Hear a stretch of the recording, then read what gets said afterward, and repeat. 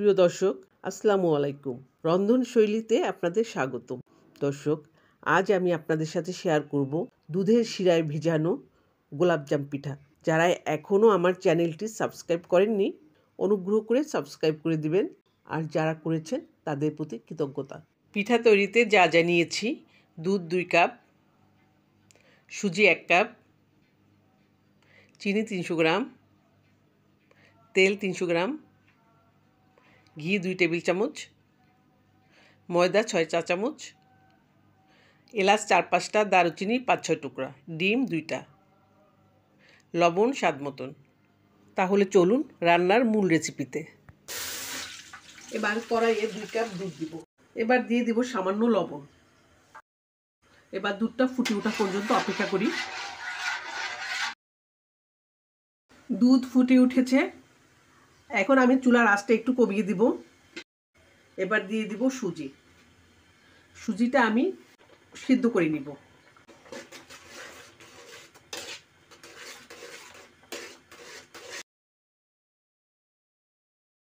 চুলার আঁচটা কমিয়ে দিয়েছি এই জন্য, ভালোভাবে সিদ্ধ করার জন্য।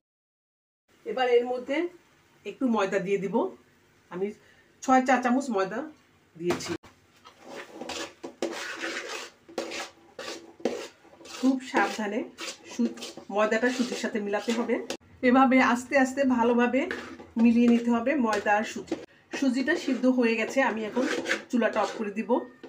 এবারে এই সুজিটা অল্প কিছু ঠান্ডা হওয়ার জন্য রেখে দিব। পুরোপুরি ঠান্ডা করব না, যতটুকু পরিমাণ আমার হাতে সহ্য হয় ততটুকু গরম রাখবো। এবার সিদ্ধ করা খামিরটা আমি এই বোলের মধ্যে ঢেলে নিব। এবার খামিরটাকে মথে নিব। খামিরটা গরম অবস্থায় মথে নিতে হবে। খামিরটা মথা হয়ে গেছে, এবার আমি একটা ডিম ফেটে নিব।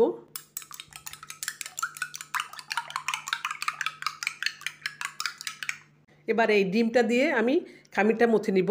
অল্প অল্প করে ডিম নিয়ে এটাকে মথে নিব। দর্শক, এই ডিমটা যখন পুরা সুজির মধ্যে চলে যাবে তখন খামিরটা কিন্তু এরকম থাকবে না, সুন্দর একটা খামিরের কালার আসবে। এবার আমি ঘি দিয়ে মেখে নিব।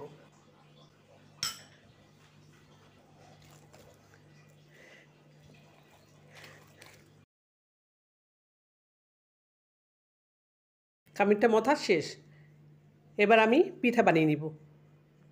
দর্শক, আমি ছোট ছোট করে লেচি করে নিয়েছি। এটাকে আমি পিঠার আকৃতি দিব। কোনো স্বাদ ছাড়াই আমি এই পিঠাটা বানাবো।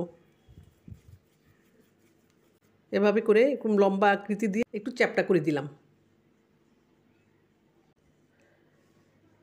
এভাবে আমি সবগুলো পিঠা বানিয়ে নিব।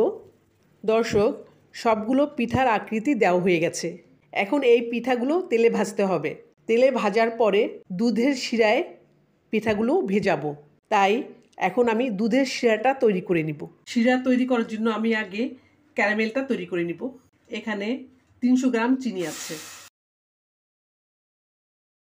এখানে কোনো নাড়া দিতে হবে না, এভাবে ঘুরিয়ে ঘুরিয়ে ক্যারামেলটা তৈরি করতে হবে। 300 গ্রাম চিনি দিয়ে আমি ক্যারামেল তৈরি করে নিয়েছিলাম। সেই ক্যারামেলটা আমি এই দুধের সাথে মিলিয়েছি। এখানে আমি কোনো ফ্রুট কালার দিইনি। এখন আমি এই দুধটা কড়াইয়ে ঢেলে দিব, শিরা তৈরি করে নিব। এবার এই দুধের মধ্যে আমি দারচিনি এলাচি দিয়ে দেব। দুধের শিরা তৈরি হয়ে গেছে, আমি এখন চুলাটা অফ করে দিব আর কড়াইটা চুলা থেকে নামিয়ে নিব। বেশি করে কিছু তেল দিয়ে দিব। পিঠাটা ডুবো তেলে ভাজতে হবে। তেল গরম হওয়া পর্যন্ত অপেক্ষা করি। তেল মোটামুটি গরম হয়েছে, এখন আমি এখানে পিঠাগুলো ছেড়ে দেব।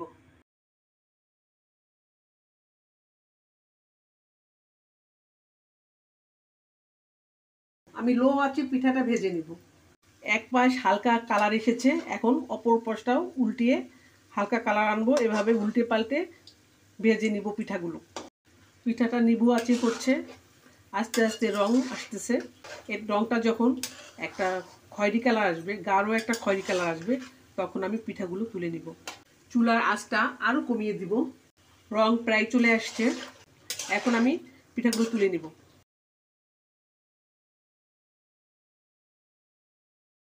দর্শক, আমার সবগুলো পিঠা ভাজা হয়ে গেছে। শিরার মধ্যে যে গরম মশলাগুলো দিয়েছিলাম, দারচিনি এলাচ, ওগুলো আমি এই ছাঁকনিটার সাহায্যে তুলে নিচ্ছি। এবার পিঠাগুলো গরম অবস্থায় শিরার কড়াইয়ের মধ্যে পিঠাগুলো ছেড়ে দেব। পিঠাটা এভাবে আমি ডুবিয়ে ডুবিয়ে দেব, যাতে সব কটা পিঠা দুধের শিরার মধ্যে ডুবে থাকে। এবার পিঠাটা ভেজার জন্য অপেক্ষা করব। পিঠাটা ভিজতে 2 থেকে 3 ঘন্টা সময় লাগবে। দর্শক, একটা গোলাপজাম আমি বাটি থেকে তুলে আপনাদেরকে কেটে দেখাচ্ছি। দর্শক দেখেন কতটা সফট হয়েছে ভেতরটা। দর্শক, ভিডিওটি যদি ভালো লেগে থাকে তাহলে লাইক, কমেন্ট, শেয়ার দিবেন। আর আমার রন্ধনশৈলী চ্যানেলটিকে সাবস্ক্রাইব করে বেল বাটন প্রেস করে আপনাদের মূল্যবান মতামত দিয়ে আমাদের পাশে থাকবেন সবসময়। ধন্যবাদ।